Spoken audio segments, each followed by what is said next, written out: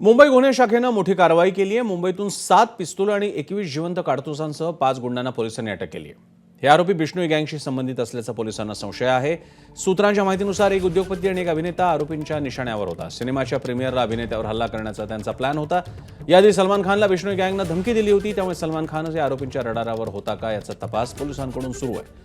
तसंच उद्योगपती कोण याचाही पोलीस तपास करतात। विकास ठाकूर उर्फ विक्की, सुमित कुमार दिलावर, श्रेयस यादव, देवेंद्र सक्सेना आणि विवेक कुमार गुप्ता अशी अटकेतल्या आरोपींची नावे आहेत। गणेश ठाकूर आपले प्रतिनिधी आपल्याला अधिक माहिती देत आहेत। गणेश, हॅलो।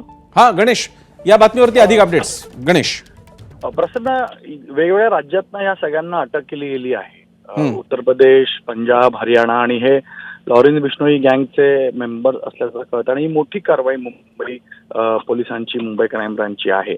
यामध्ये एका मोठ्या उद्योजकाचा टार्गेट यांना दिला गेला होता आणि एक मोठ्या अभिनेत्याचाही नाव यामध्ये आहे ज्यांना टार्गेट दिलं गेलं होतं।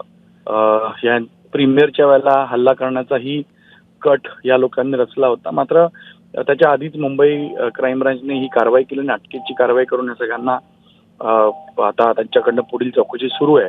पण एक मोठं षडयंत्र म्हणू शकतो मुंबईमध्ये घडून आणण्याचा हा लॉरेन्स बिश्नोई गँगचा होता, ज्यामध्ये एका मोठ्या उद्योगपती यांच्या निशाण्यावर होत्या आणि त्याचबरोबर एक मोठा अभिनेताही। म्हणून यांची नावं अद्याप पोलिसांकडनं स्पष्ट नाहीये की कोण होते हे टार्गेट यांचे, पण मोठी नावं आहेत आणि यामुळं या प्रकरणाचं गांभीर्य पाहता मुंबई क्राईम ब्रांच पुढील चौकशी करते आणि यामध्ये आणखी कोण लोक सामील होते का याबद्दलही तपास सुरू आहे।